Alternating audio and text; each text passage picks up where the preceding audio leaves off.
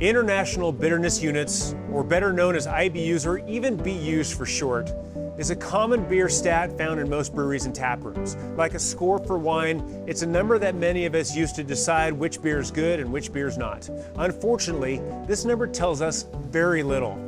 My question is, are you one of the millions of beer drinkers that have been misled by IBUs? When you step inside Inbound Brew Co., you'll find a variety of great craft beer, from a Berliner Weiss at 0 IBUs to a West Coast IPA at nearly 100. And with this wide range of IBUs, the challenge is deciding how much bitterness is just right for your palate and which beer will get you there. I'm Jeremy Storton. I'm an advanced Cicerone and the host of the Good Beer Matters podcast. I've partnered with Brewery DB to bring you Trusted Brew Knowledge. Trusted Brew Knowledge is a series of videos to help you better understand beer and what to make of it.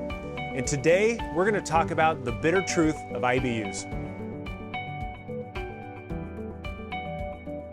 So I'm the owner of Inbound Brew Co., and I kind of oversee all the production side of the business, write the recipes. So I've been brewing since right around 2009.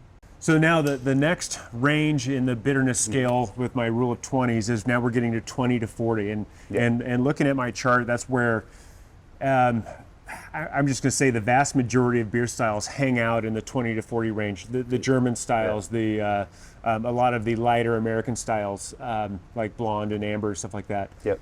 But to me, this is where we can now finally start tasting the hops. We can start perceiving the bitterness as its own kind of flavor, its own taste. Well, let's start out. What beers do you brew that are in that 20 to 40 range? You know, as far as we get a couple dark beers, like an easygoing stout, and we got like a dark lager, Schwarzbier style. Yeah. Where you're still pretty gentle on your bitterness because you want still a nice, easy, clean bitterness, because you do have those darker malts that provide their form of bitterness, through not necessarily astringency, but they do have like a tannin type quality to them. Yeah, and just that roastiness kind of brings a kind of an acrid bitterness along with it too. Right.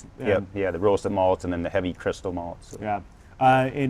What else do you mentioned you had a stout, you had a Schwarzbier. Yeah, and then we actually do another variant of a fruited sour. We actually do bring the bitterness on that because we're souring it outside of the kettle in the fermenter. So we can add bitterness to the kettle, and we often do that just to offset the sweetness provided by the heavy fruit additions that we add to it later. So it's almost still very gentle, and it's not about really standing out. It's just a little bit to balance out that sweet character. Okay, but you're using a lower but perceivable bitterness in quite a few different styles. Right. Is the goal to create just balance, or are you trying to get a different quality of bitterness in the different beers?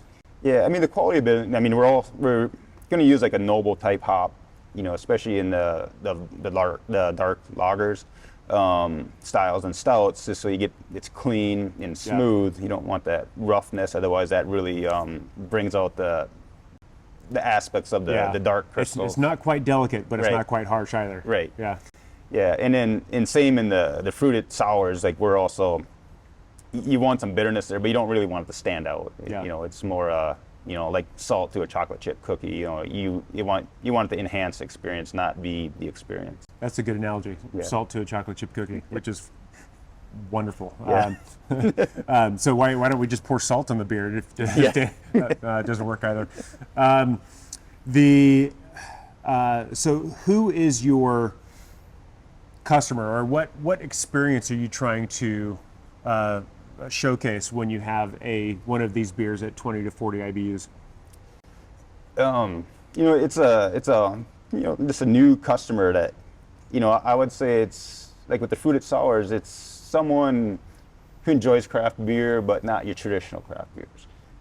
They want something that's different all the time. They want something that doesn't necessarily taste like your run-of-the-mill Pilsner or IPA. They just like that kind of gentle beer, but with a lot of flavor still.